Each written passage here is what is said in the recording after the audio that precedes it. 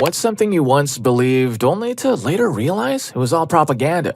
After Iraq invaded Kuwait, a young girl testified before the U.S. Congress. She related being in a Kuwaiti hospital, seeing Iraqi soldiers removing premature babies from incubators and shipping the incubators to Iraq while the babies passed away. A few years later, I learned the girl was a daughter of the Kuwaiti ambassador to the U.S. They lived in New York City the entire time, and there was no way she could have seen what she testified about before Congress. She had never even been to her own country. It turned out the event never happened. It was all just a ruse to motivate Congress to vote for intervention. To this day, that woman is basically a prisoner in her own home. Too many journalists try to ask her questions in public. Now she is not allowed out in public at all, and her husband refuses all interview requests.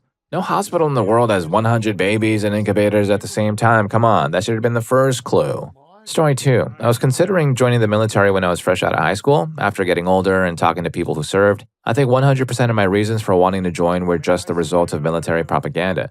The military will toughen you up, teach you confidence and discipline, and teach you to be a man. No, time will do these things. Even with no outside influence, you'll have far more self-confidence and agency in your first life at 26 than you had at 18, along with all the benefits of that maturity. The military pays well. No, not for the toll it can take on you. Even with no education, you could become a plumber, electrician, sanitation worker, police officer, and put yourself on a path to making far more money with less stress. Plus, you can quit if you decide you don't like it or you have a difficult coworker. People are attracted to guys in uniform. Those seeking financial gain are attracted to guys in uniform. Others prefer partners who still have their health and won't become violent due to severe stress response. You'll get to travel the world. You'll either be stuck on a base in Alabama or stuck on a base in Kuwait, potentially dealing with environmental hazards. Save up and do a road trip to Florida or California instead. You'll be able to serve your country. The current public position of the United States federal government is often complex. I could do a lot more for my country by engaging in local mutual aid and social activist groups or running for a position on a local school board. Story 3. The United States holds a unique place in the world. I'll leave it at that so I don't get carried away. My dad was in the service and we were raised on a base in a highly patriotic environment, reciting the Pledge of Allegiance at home, attending flag ceremonies, and so on. And I'm ashamed to admit that I raised my kids similarly. I'm sure I was around 30 years old before I understood that our rights, our way of life, and our freedoms exist in plenty of other places, and that many countries far surpass us in several quality of life categories. Also, Christianity, specifically Christian nationalism, is another fixation. Story 4. The pervasive idea that all Americans are evil and want to harm my country, Cuba, was a belief I grew up with. When I was still a student, we were always reminded how terrible the American people were. I grew up believing this because at the time, only prestigious doctors, people in high government positions, and some military personnel had access to the internet for private use, albeit with restrictions. With the widespread arrival of the internet in the country, I've realized that the vast majority of Americans I've talked to are friendly. I even have a friend who lives in Chicago, and once a week we meet on a website called Jiggy to put together puzzles. Story 5. Propaganda equals marketing. Propaganda, marketing, and psychology are all different sides of the same concept. Therefore, if you want to realize what constitutes propaganda, the answer is practically everything. We are absolutely immersed in external messaging. Look around you. How many advertisements, taglines, headlines, and logos do you see? How many are you wearing? You'll listen to it on your radio, watch it on your screen, see it on posters, stickers, etc. Everything is essentially a commercial. The truth is constantly framed. Story 6. I was quite young and still very involved with the church. Around 12, 13 years old, I held anti-mask views and believed that people who contracted COVID were overreacting and that it was just like the flu. Fast forward and I lost my teenage years to long COVID. I now live with POTS, postural orthostatic tachycardia syndrome, and ME/CFS. I sometimes feel a sense of poetic justice, but I have to remind myself that I didn't deserve this outcome because of what I believed at the time. I couldn't have known any better at that age. Anti-mask and conservative Christian messaging were all I ever heard, as the churches I attended were quite conservative. I find it ironic that my 12-year-old self eventually got a taste of what just a flu can lead to down the line. I'd abandoned those beliefs and was taking proper precautions by the time I contracted COVID, but I still struggle with self-blame even though I couldn't have known better after being raised with that indoctrination. Story 7. Banks lend you their money. This is a statement I learned is inaccurate relatively recently and has fundamentally changed my view on finance. For my entire life, I believed that banks essentially operated with a fixed balance book. I thought a company founded a bank with, say, $1 million. If you went to the bank for a loan of $10,000, they would lend it to you, and because they risk losing their money, they do so at interest. You would pay them back, say, $12,000. If you failed to repay that loan, legal action would follow because the bank was now down $10,000. Then people signing up for bank accounts and by storing their money would get a share of all that profit on loan money by earning interest themselves. Except this isn't how it works at all. Banks are legally empowered to create money through the process of fractional reserve banking. When you borrow, say, $10,000 from that bank, no money is deducted from a big pot and transferred to your account. Instead, the bank creates $10,000 that did not exist before and then credits it to you. They don't take a direct capital risk on this specific $10,000. The reason banks need large amounts of capital is as a defense against a bank run. So when so many people withdraw their money, that there's a serious liquidity risk because in theory, the total amount of money and debt is supposed to balance out, but it never truly gets there. At every step of the process, the debt is, in essence, conceptual. When you repay the principal amounts of the loan, that original money ceases to exist, but the interest does not. Therefore, the only actual newly generated wealth involved is the interest you pay to the bank. Story 8. Growing up in the Bible Belt, I was taught that being a conservative Christian was the correct and only way to live. Why do people accept the Bible as fact but then argue it's open to interpretation when it contains elements that read like a fantasy novel? Raising the departed? Check. All animals in the world fitting on a boat? Check. Walking on water? Absolutely. Turning water into wine? Why not? Heavens and earth created in 7 days? Of course. David and Goliath? A true story. I was also taught that the Confederate flag was a part of our heritage and not a blatant symbol of racism. I started thinking independently and more questions kept coming up, but I couldn't get a satisfactory explanation. For instance, who in my lineage fought for the Confederacy that I needed to adopt this symbol as my heritage? I never got an answer because it was clearly an excuse to keep a symbol of division. Living in the South can be confusing at times. Story 9. When Fox News first launched, Fair and Balanced was their slogan. I got my news from other networks, so I never watched this new station. I only started paying attention when it was on the bar TV at work. News is news, I thought. Then I noticed people reacting to the content differently than I'd ever seen before. They were more insistent, more certain of their opinions, and angrier than they had ever been. These were the same people I knew for years, but they'd changed. I was having a drink after my shift with one of the servers who was also a teacher, and I pointed out this new behavior. She directed my attention to the TV and said it was Fox News. She pointed out that the reporting often used phrases like, some people say, instead of naming the source, noting that true journalists don't typically use that tactic. She pointed out other things too, but that peculiar detail helped me see the broadcast in a different light. Thanks, Joanne. Teachers are awesome. Story 10. Growing up Russian, I was taught at school that Russia had never been the aggressor in a conflict and had always fought strictly defensive wars. I was shocked and proud of that supposed fact, the biggest country in the world, yet so peaceful. It was roughly around university that I realized how much of that was inaccurate information. The situation seems extra ironic these days, but it truly scares me that the way the war in Ukraine is being taught in schools means many children will grow up fully believing that we are defending from NATO aggression. Many will likely go on to sign a contract and join the war effort right after school. I'm pretty sure it's happened already. Story 11. The idea that people used to think the world was flat until Columbus discovered it was round is a pervasive myth. The reality is that it was common knowledge in educated circles that the Earth was a sphere or a globe. Not only that, scholars had a relatively accurate estimate of its size. Columbus mistakenly thought this estimate was wrong and that the world was much smaller. He believed this meant one could sail west and reach Asia or China without running out of supplies. He was fortunate to encounter the Americas before his ships ran out of food and fresh water. The modern myth that Columbus proved the Earth was round was largely created in the United States in an effort to foster a connection with Italian immigrants. Had this effort not occurred, Columbus likely would have remained a minor historical footnote. Story 12. A very significant portion of the British history I learned growing up was quite fictionalized, to say the least. At least a lot of my teachers were quite conservative. Quite often, anything from about 1700 to 1914 was just glossed over, unless it was something specifically happening in Britain. When the empire was discussed, it was usually in the context of its members exploring various countries across the world, in a way that either completely ignored that there were people living there or reframed it as if we were doing them a favor. Some things I remember being taught as fact. I should note, most of these were not required parts of the curriculum and were more due to some of my teachers having a lot of latitude when it came to how they taught. I also had some history teachers that were so good at what they did that it had a significant positive effect on my life that I notice even now. On top of that, hilariously, one of them also gave us a really good class on propaganda, which was incredibly useful. That's something that I think was actually part of the curriculum then. Both the potato famine and Bengal famine were completely unavoidable tragedies that the British government at the time had absolutely no influence on until they bravely stepped in and stopped both of them. Anti-Irish discrimination was a purely American thing, and Irish people were always treated well in Britain, which is inaccurate.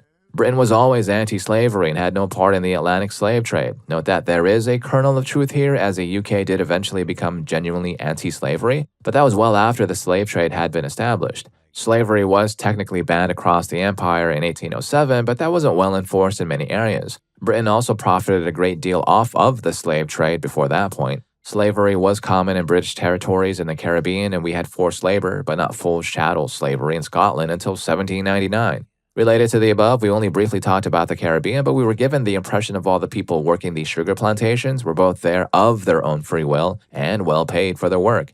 Thatcher passed away towards the end of my time in school, and one history teacher did a special lesson on her life that week, which had a lot of us believing she was regarded as a hero across most of the planet and was, quote, the main reason Scotland is such a good place to live today. This would already be an overstatement, but he was saying this to a class primarily composed of working-class Scottish kids. In general, there was a lot of pro-Maggie messaging pushed on us around that time. Protestant-Catholic conflict in the UK and Ireland was a thing of the past and ended long before the First World War. Again, saying this to working-class Scottish kids, this was particularly noticeable because one of the other history teachers was a very devout Rangers supporter. For non-Scottish people, they are the main Protestant football club. Scottish football involves a lot of religious tension, who held some very strong opinions about Catholics. The creation of concentration camps during the Boer War and the various other atrocities committed were all myths and, ironically, propaganda. A particularly interesting aspect of this one was that we were told it was specifically German nationalist propaganda during the Second World War.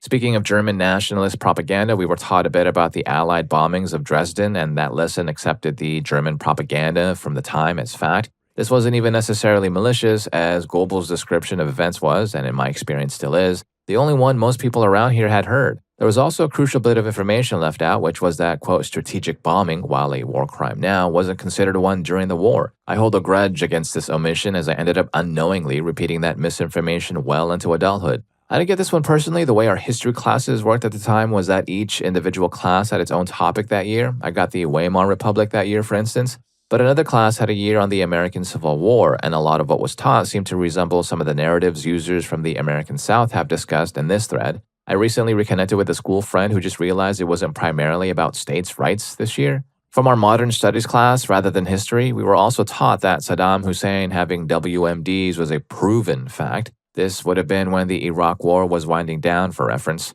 In a particularly unusual case, we spent another entire year on the Soviet Union from 1917 to 1939. While there was a lot of discussion around the conditions that led to the revolutions and the failings of the Tsarist regime, as well as the politicking between the various factions before the Bolsheviks came out on top, they somehow managed to go the entire course without talking about socialism or communism. They solely referred to it as the Soviet Union and not the USSR because the latter contained the word socialism. I wrote an ungodly amount of essays on Lenin and Stalin's economic policies without ever learning about why they implemented them. This was actually a running theme throughout my schooling. We also managed to go through 6 months or so on the rise of German nationalism without ever going into the actual ideology they believed in and how that affected their actions. Again, from modern studies rather than history, but we had a lesson on each of the major superpowers in the world at the time, and we were taught that the Russian Federation was a normal and fair democracy, and Putin couldn't have been a dictator because he had stepped down as president at that time. Funnily enough, our lessons on the suffragettes were actually pretty fair, with a lot of focus on the positives and negatives of both the suffragettes and the suffragists.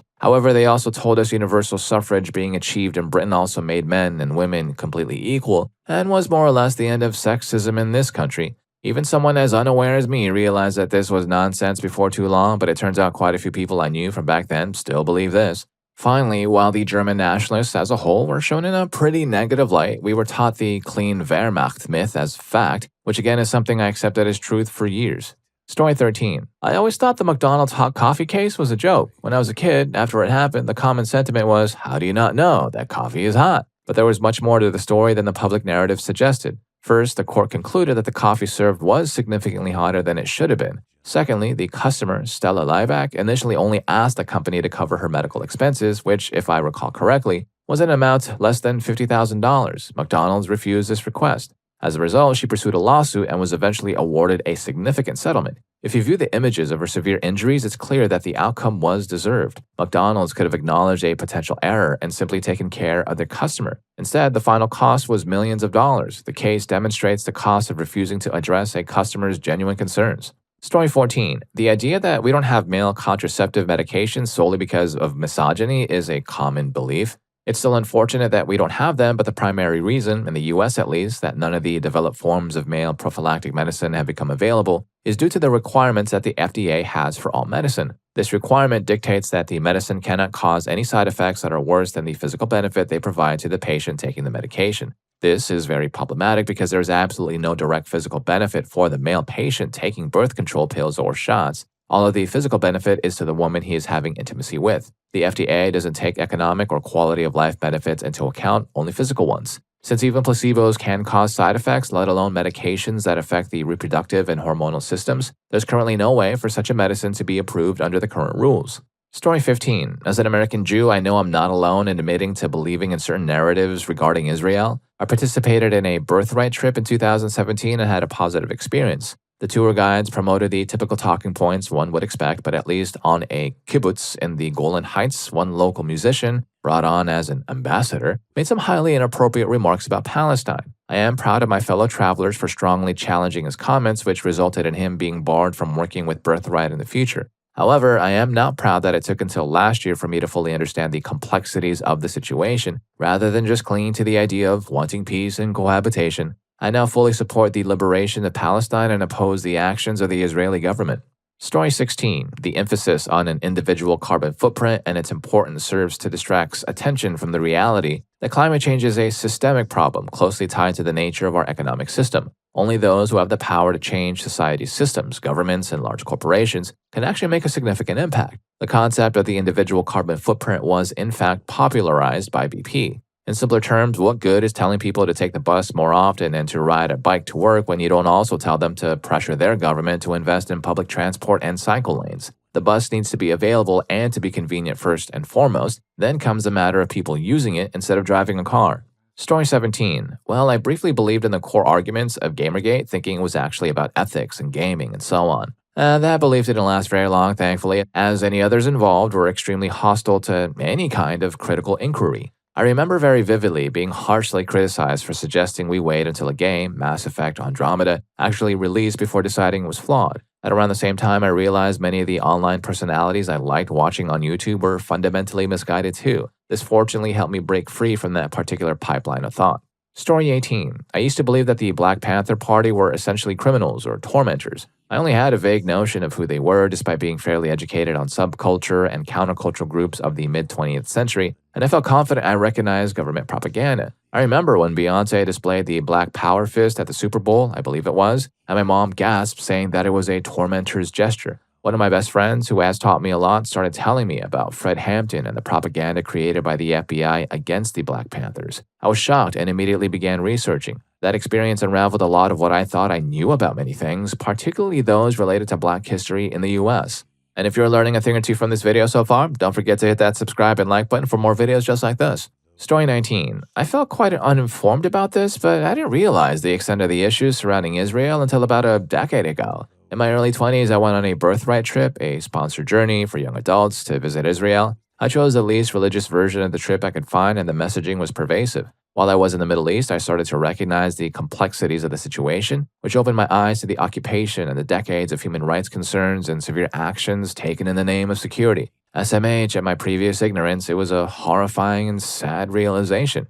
Story 20. This will probably get buried, and I don't know if it counts as propaganda, but that blue-collar workers need to relax with the whole "they took our jobs." Between growing up in SoCal surrounded by other cultures, having a focus on going to college, and holding many views that blue-collar workers in red states are uneducated, racist individuals, I thought they were being ridiculous worrying that immigrants were taking their jobs. Who wants to work those poorly paid jobs that they're taking anyways, I thought. Well, I haven't really thought that for years as I've grown and experienced the workplace for myself, but I'm an accountant now, and there's lots of talk about American CPAs being open to foreign graduates. Every accounting role seems to interact with an Indian team that is often underperforming while taking needed entry-level roles from Americans, and I kind of get it. Now I understand that, number one, it's valid to have concerns about foreigners taking your job, and that alone doesn't make you racist. Number two, it's the companies that happily pay offshore workers minimal wages to avoid paying American standard wages, and that's making life for the working class more tenuous. Story 21. Illegal aliens don't pay taxes, when in fact many undocumented individuals do actually pay taxes,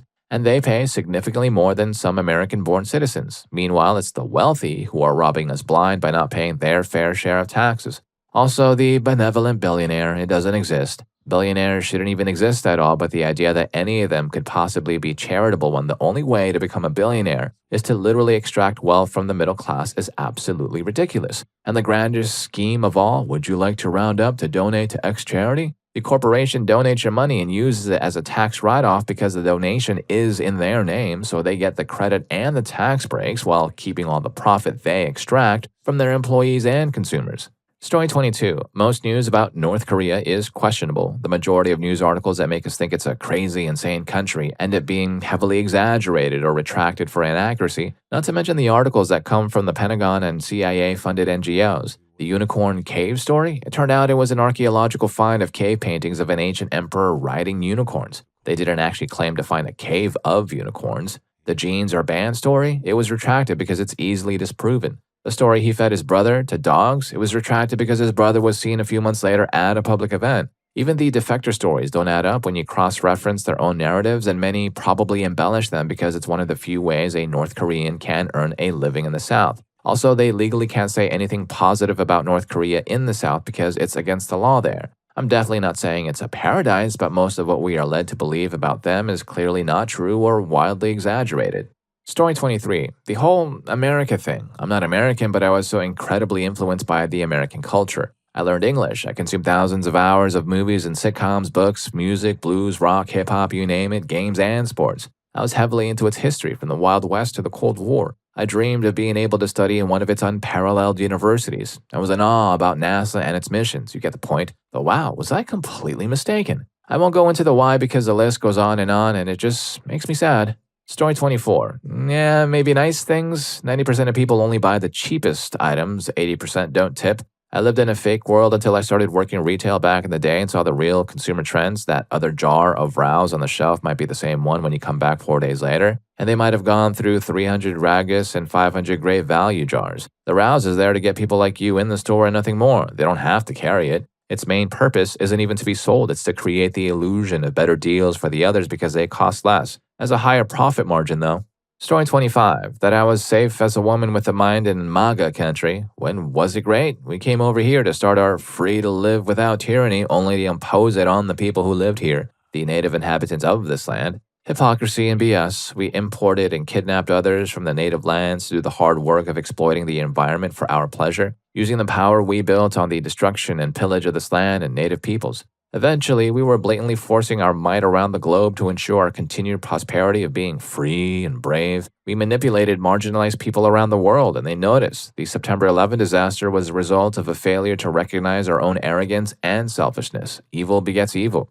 Story 26. I come from an Eastern European country. It's not too LGBT friendly. I was not too LGBT friendly myself. After about a decade of living abroad, I've accepted that I'm ace and went to the Pride Parade this year for the first time. It's a difficult thing for my dad. I know that belief-wise he is still somewhat homophobic, but at the same time he prioritizes love for his family above personal beliefs and has only ever led a show once, which clearly hurt him just as much, if not more, than me. It took me a long time to accept that A, he will never fully support me on these issues, and B, he is willing to bend his beliefs a lot to make sure I'm happy to be who I am. Love you, Pops. Just wish you were born a generation later so you didn't need to wrestle with beliefs nurtured for 50 plus years. Story 27. Most of what America is, and has always been, is heavily curated. It sounds really trite and snobbish to say it like that, but I grew up in a military family in the South and all, and my dad's a conservative boomer from Ohio on top of that. So you just kinda don't really see behind the curtain for a while. Then you realize it's all kind of fake and misleading. All the flag sentiment, all the patriotism, all that national identity stuff. It's really always been about money and power dictating down with a handshake deal to white working class people to keep them on top of the bottom if they keep the gears turning. Story 28. American democracy has never been truly realized. It was created for white male property owners. Women had no vote, blacks had no vote, the needs of the poor were mostly ignored. A brief exception occurred after World War II when there was so much money circulating following the war effort. The receipts from the Lend-Lease program and the acquisition of German nationalist and Japanese wealth by the USA. This empowerment of the general population led to the civil rights movement where individuals fought like their lives depended on it, and the corporate owners of America conceded some ground for fear of an actual revolution. It came close to being realized until the combined actions of the Glass-Steagall Act repeal and the Citizens United ruling stole that progress away. This was achieved by amplifying corporate propaganda aimed at eliminating entitlements and rights of average Americans through corporate media ownership consolidation. It can still be obtained, but only at a great price. I just don't see a nation of uninformed and complacent people reaching for it currently. Civil war? That's the narrative the owners of the economy are pushing for to distract the people from a full-on revolution as they get poorer and poorer every year. Story 29. That cops responding to protests started the fights. It wasn't until I was at a protest and actively watched members of our group suddenly throw rocks and start fires that I realized cops are responding to our actions, not just inciting random violence. Then the response of our group only made things worse, and afterwards they were all spouting rhetoric about how cops are bastards and tyranny is running rampant. And all I could think of was, if you threw a big rock at me and lit a fire in my yard, the least of your problems would be tear gas. I don't know, man, it just changed something in me. Story 30. I was only 9 years old when Iraq invaded Kuwait. My uncle was a U.S. Army medic and was sent over there because he and his team specialized in the care of survivors in what we now call WMDs, chemical and biological weapons, as well as nuclear attacks, and his entire team got cancer. Saddam was a horrible person. Invading Kuwait was wrong. If gone unchecked and he invaded Saudi Arabia, he'd have effectively controlled the global oil trade and the global economy. He needed to be stopped. Do I believe some of the evidence was wrong and or fabricated? Definitely. The 1991 event was reasonable. The 2003 efforts were not. Story 31. I went to anti-termination fundraisers and they hand out pamphlets that are mostly just genuine misinformation to prompt emotions and outrage. I was a teenager at the time and believed them. These were people in my church, people I thought should be trusted. Luckily, as an adult, I did my own research and learned more about reproductive health, how the world and healthcare works in general for women and families, and frankly, I learned more about the Bible as well. But living in the world we're in today makes me feel others in my generation never learned the truth and then held on to the lies because they feel it's tied to their religious convictions and people they trusted. Accepting they were lied to might also mean accepting they were lied to about other things. It can be hard to accept someone who was supposed to love and protect you lied, either out of their own ignorance or out of something worse. As a Christian, it disgusts me that the church has been the strong arm of conservative propaganda, with church leaders going as far as to say no Democrat can be a Christian. I couldn't go to church anymore because it felt less like church was preaching the Bible and more like they were parroting politicians and interest groups. Even my mom, who doesn't vote but is traditionally conservative and goes to church regularly,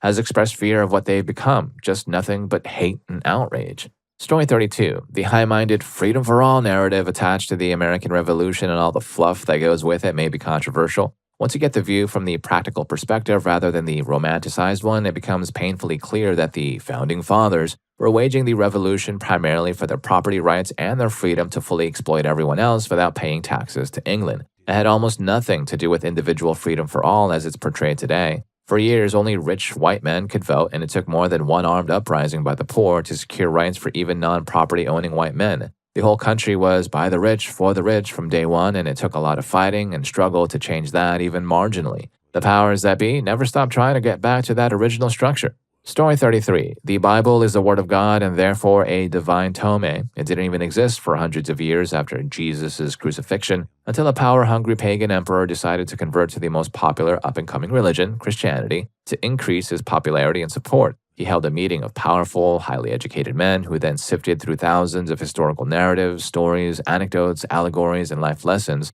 written by a plethora of independent authors. These men carefully chose what would become the Bible based upon curating a narrative that suited Constantine's agenda of using religion to exert power and control in order to subjugate the less educated in his empire. So, Word of God? Hardly. Divine directive? Laughable. Actually Christian? As in having anything to do with being written or narrated by Christ? Not on thousands of years' worth of the world's population's lives. Story 34. That those who aren't Christian are going to ban the word Christmas?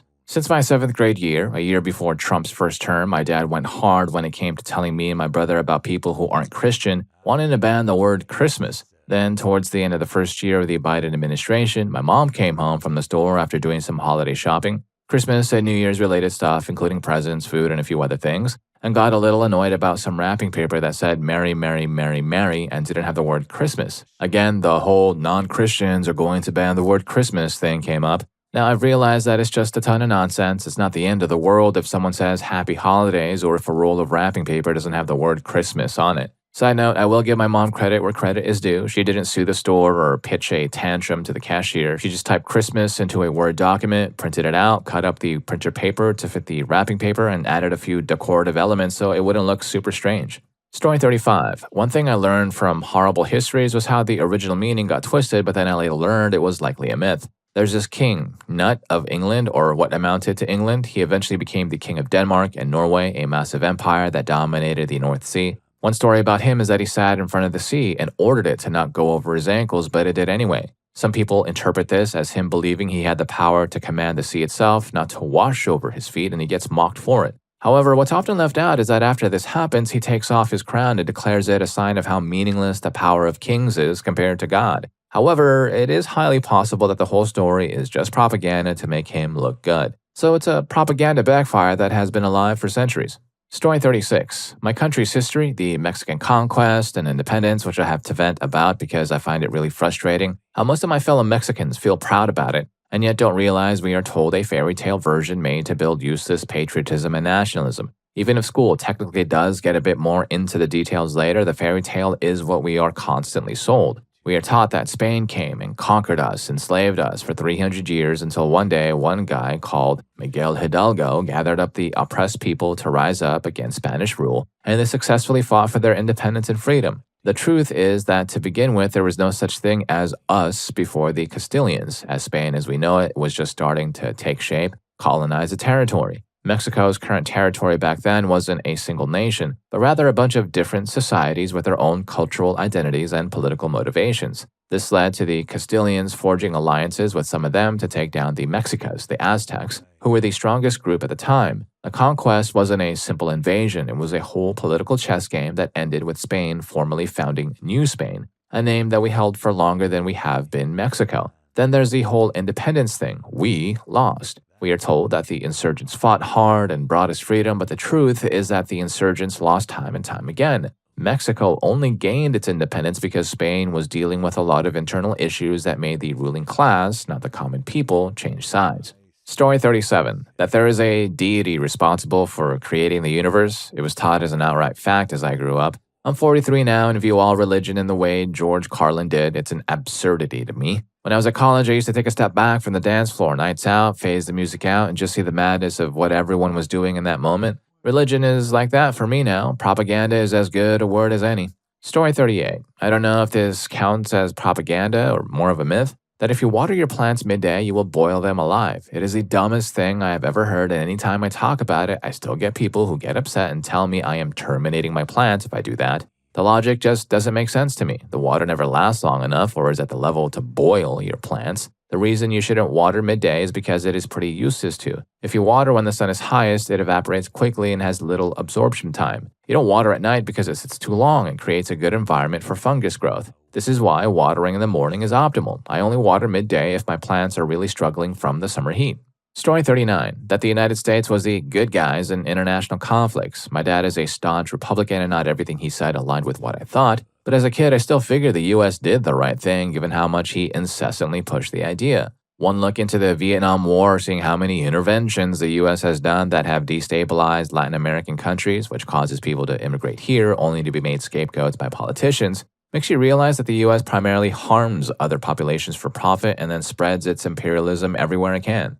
Story 40. The question is unclear because the word propaganda is unclear. Does it refer to any incorrect information whatsoever? Or is it some particular subset of incorrect information? What if the information is true but misleading? Or does propaganda have to do with the motives of whoever is purveying the information? Then what about information that's spread with malevolent intent but is nevertheless true? Or is it a matter of lack of evidence? If so, notice that it's possible for a claim that's unsupported by evidence to be true. Maybe it's a matter of appealing to emotion rather than reason. If so, again, notice that a claim based on that sort of appeal can still be true. Under some definitions of propaganda, there might be a lot of propagandistic claims that are perfectly true, or then again, you might interpret the word's meaning so that all propaganda is false by definition. As the word is usually used, the context is inadequate to determine which is the case. The context here is certainly inadequate. Story 41. That we, Hungarians, were adventuring in Europe for about a century after settling in the Carpathian Basin. Yes, we were adventuring, like the typical D&D adventuring party. Find a temple of people who don't look like us, speak a different language, and worship different deities, and them all, make off with anything shiny and set the whole thing on fire on our way out.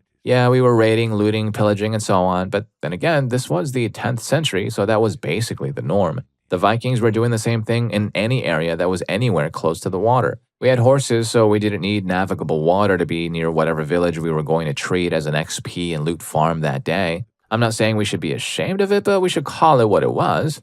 Story 42. That police in America are here to quote-unquote protect and serve the public, when in reality they often primarily protect the property and interests of the state and the wealthy. Not to mention, their jobs are often incentivized to issue citations and make arrests as frequently as possible because that's how they advance in their career. It's a negative incentive for promotion because it encourages officers to pursue numerous arrests, which can lead to inappropriate stops of typically vulnerable groups like the homeless, teenagers, and minorities. Let's also not forget how officers protect their own colleagues, even when they're clearly in the wrong. They often act as a unified, protected group with complete government support and zero accountability.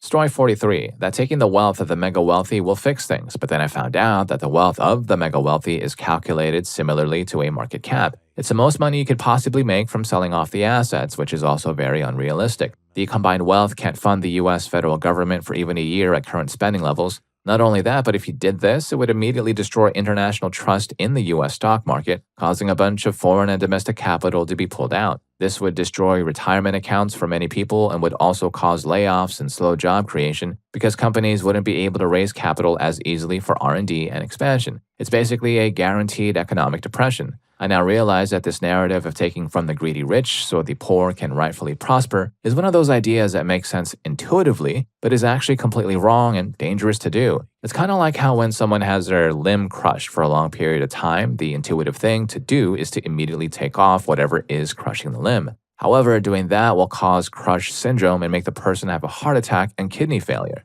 And if any of these stories got to you too, here's more for you. YouTube thinks you're going to love this. I'll catch you in that video.